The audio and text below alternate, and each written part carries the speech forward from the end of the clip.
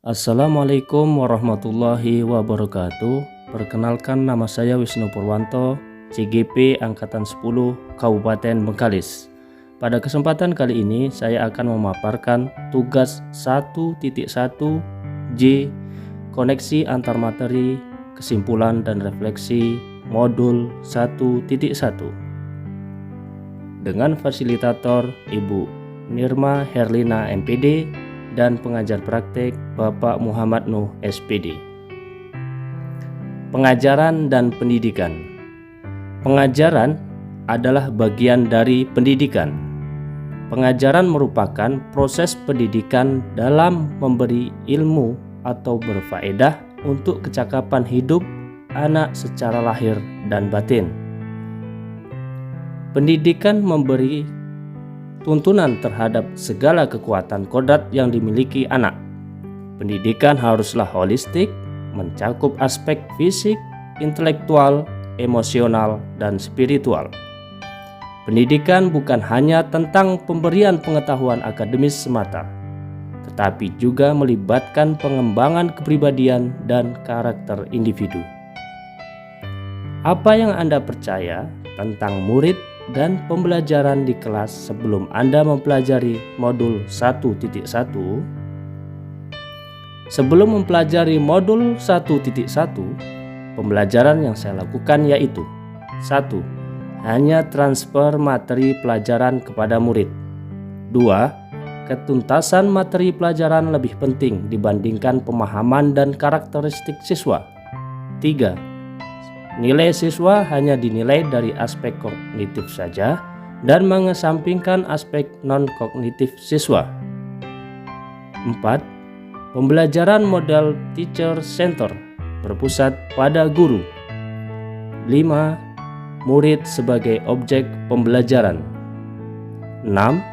Pembelajaran dianggap berhasil jika nilai murid sudah mencapai KKM.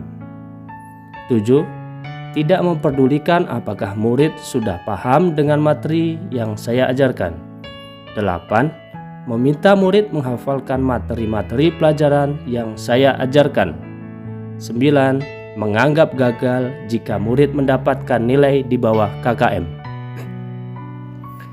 Apa yang berubah dari pemikiran atau perilaku Anda setelah mempelajari modul ini? Setelah saya mempelajari modul 1.1 tentang pemikiran Ki Hajar Dewantara, saya menyadari apa yang saya lakukan dan pikirkan selama ini kurang tepat. Setelah saya mempelajari modul 1.1, saya menyadari bahwa 1.